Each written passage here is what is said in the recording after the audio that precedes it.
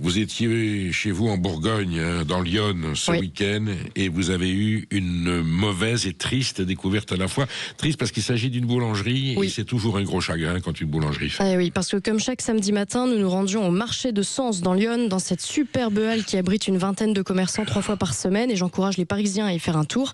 Il n'y a que du bon, c'est à 1 heure de Paris en train.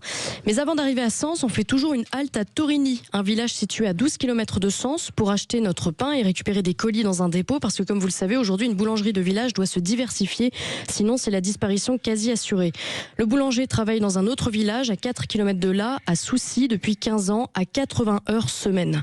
Il s'appelle Jean-Olivier Bardet, il s'est battu pour ouvrir et pour maintenir ce dépôt de pain en redoublant d'efforts, en sacrifiant ses nuits, en faisant face parfois à des élus réticents, pas franchement aidants, en assistant aussi à la fermeture de toutes les autres boulangeries des communes alentours, parce que les prix de l'énergie augmentent, pareil pour les matières premières, parce que la concurrence déloyale broie tout ce qui reste d'artisanal, et parce que pour quelques centimes d'écart, les consommateurs préfèrent souvent acheter une baguette industrielle tout en prétendant se battre pour la survie de leur commerce de proximité. On connaît. Et ben vous savez quoi, Perico ? La boulangerie a fermé. Ce ne sont pas les premiers, et ce ne seront pas malheureusement les derniers non plus qui vont fermer.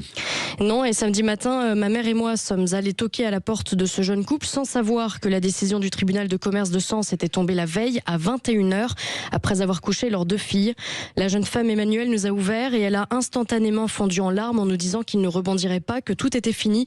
Ça faisait un peu plus d'1 an qu'ils n'arrivaient plus à payer leurs charges, mais ces gens-là, on ne les aide pas à croire qu'un Français qui bosse mérite moins que d'autres. Alors forcément, j'ai la haine parce que c'est injuste, parce que on nous prive encore d'un commerce essentiel, parce que 62% des communes françaises ne disposent plus d'aucun commerce.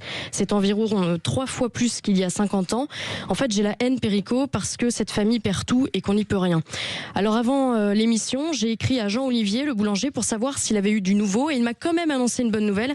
Il a déjà retrouvé du travail pour janvier avec un rythme plus humain, ce qui lui permettra, dit-il, d'avoir enfin une vie de famille.